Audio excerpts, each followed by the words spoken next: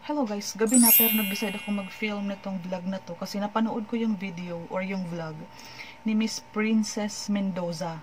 And na-curious ako kasi sabi niya yung 100 plus videos niya daw sa YouTube nagkaroon ng problema at naiyak siya.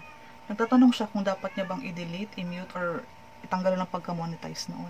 Yun pala kasi, ang naging dahilan bakit naging gano'n, nagkaroon ng problema ang kanyang 100 plus YouTube videos for the whole year kasi kumbaga in-upload niya yon, pinagpuyatan niya, ginawa niya ng oras-oras na pag-i-edit, tapos yung credits and yung revenue, as in yung income ng 100 plus videos na yun is mapupunta lang sa ibang tao kasi mayroong nagki-claim ng may nagka-copyright kasi may nagki-claim noong mga videos niya, although yung mga videos niya is uploaded talaga, sarili niyang in-upload, kumbaga ganito sa ginagawa ko, nag-film siya, ang pagkakamali niya lang is nakagamit siya ng background music na ngayon ay may nagki-claim.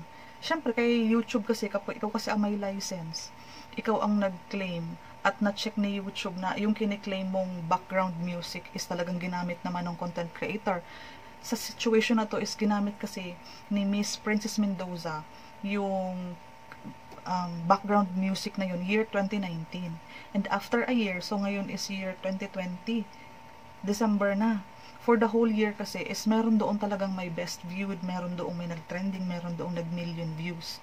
And to her surprise, kaya sobrang devastated siya, sobrang nalulungkot siya at sobrang umiyak siya dun sa video niya. Ang link is nasa baba kung gusto niyong panoorin. Para maunawaan niyo kung bakit nag-decide ako na wag nang maglagay ng background music. Ay, sorry sa aking lip tint. Hindi na ako gagamit ng kahit na anong background music sa lahat ng videos ko. Kasi as you know, lagi akong binabanggit sa aking mga tutorials na old videos are our good investment. Ngayon, balikan niya yung year 2029 nung nag-upload siya, baguhan siya, unaware siya ng mga bagay-bagay na bawal kay YouTube. Although, nung pumunta siya doon sa website na yun na nag-o-offer daw ng royalty, anong yung sinabi niya? Royalty something about music. Ibig sabihin, may nakalagay doon na pwede mong i-download ang music nito for free. And since naging favorite niya yun, ginawa niya yun paulit-ulit na background sa lahat ng kanyang videos. Hindi ko malaman kung ano ang pwede natin gawin. Or para ikaw, kung gusto mo maging safe ka at magkaroon ka pa ng mga background music, gamitin mo na lang talaga ang mga video na provided ni YouTube sa ating YouTube channel. May mga provided sa YouTube. Pero I for myself, hindi na ako gagamit ng mga background music. Pero at this very moment kasi yung lahat ng 70 videos uploaded ko is galing yun sa InShot. Sa InShot kasi is may mga music din naman doon. So ang ginawa ko na lang, binigay ko yung credit doon sa gumawa ng music at yung title ng music, ini-indicate ko na lang siya or dinadagdag ko siya doon sa description box. Hindi ko alam ang mangyayari after 1 year.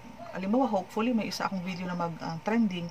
Hindi mo na kasi malalaman after a year from now kung may mga magte-trending sa mga video na in-upload mo and kung baka sa same ng sinapit niya is may mag-claim back nung mga ginamit mong background music.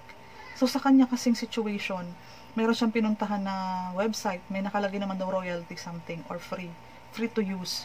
So, ginamit niya yun sa lahat halos ng video na ina-upload niya. And ngayon, ang nakakalungkot na balita is yung may-ari ng music na yun is nagki-claim siya after a year.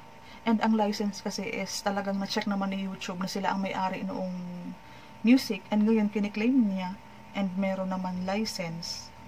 So, nung ni-review ni YouTube yung kanyang YouTube channel at yung kanyang mga content na narinig siguro ni YouTube na talagang piniplay doon sa background. Kahit naman kasi i-mute niya, maaapektuhan yung kanyang channel, yung videos.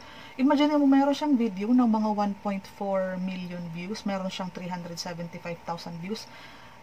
At who knows, out of sa kanyang 300 plus uploaded video, alin pa doon ang pwedeng magkaroon ng mga more views or hanggang million views or alin doon na magkakaroon ng income. So, ito kasi ang pinaka-importante dapat mong malaman sa copyright claim. Kapag may nag-claim kasi niyan, wala kang kikitain doon sa kiniklaim nilang video. And sa YouTube kasi, once napatunayan ni YouTube na, oo, copyrighted yung video, ito yung may-ari at ginamit mo yan siya. Kahit naman original vlog ang ginawa niya, original content. Pero yung background music kasi is may nagki-claim. Sa YouTube kasi, ang papanigan ni YouTube kasi is yung may-ari nung music na ginamit.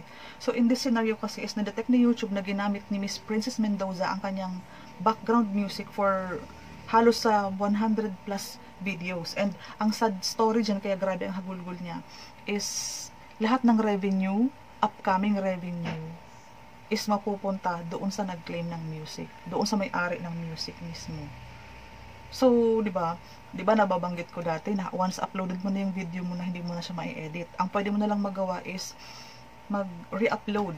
Same topic, same content, same description, same tags, and same etc. Pero re-uploaded yun. In this case kasi is for the whole year, tumahabo ng views yun. Tumahabo ng income yun para sa kanya. Nagkaroon talaga siya ng income kasi million views. Talagang 150 views. May 500,000 views nga, 375. Yun naman nakikita ko dun sa mga best view niya. Ngayon, starting nung na-claim na siya, ang lahat, hindi pati 50-50. Hindi 50-50 yung claims. 100% ng claims is mapupunta ang mga revenue doon sa may-ari ng song. So, yan kasi ang nakakalungkot talaga sa copyright claims. Kapag may nag-claim at talagang na-check ni YouTube na ginamit mo yung background at napatunayan ni YouTube na copyright claim, syempre, mapupunta ang mga ads revenue 100% doon sa nag-claim na yun. Yung may-ari ng music, kung yan man ay yung musician himself, or yung company, sila kasi talaga ang may ang may rights kasi sila yung may license. Ikaw kasi is, si Miss Princess kasi is baguhang vlogger, baguhang YouTuber na napunta sa website na yun na may nag-o-offer ng mga free. Pero who knows naman, di ba? Wala naman nakapagsabi na after a year, ngayon, year 2020 is nag-claim nga yung may-ari ng music. So, ang best na dapat gawin ni ma'am ngayon is, kasi hindi mo na pwede siyang i-mute. Yung mga video niya, although relevant, helpful iyon sa mga tao sa YouTube or sa kanyang mga followers, wala naman kasi mangyayari kasi lahat ng income is mapupunta doon sa nag-claim ng copyright. So, pwede niya na daw tanggal na ang monetization. Pag tinanggal niya yung monetization or na-turn off niya yung monetization kasi wala lang papasok na income doon sa nag-claim. Wala din gusto namang papasok sa kanya. Huwag niya na sanang i-delete kasi nag-gain pa rin naman ng views yun. Diba? Kailangan natin ng madaming views para mag-rank yung YouTube channel mo and sa analytics mo and sa good standing ng YouTube mo. So, yun lang nakakalungkot na balita. Pwede mong panoorin yung video niya, nasa baba ang description.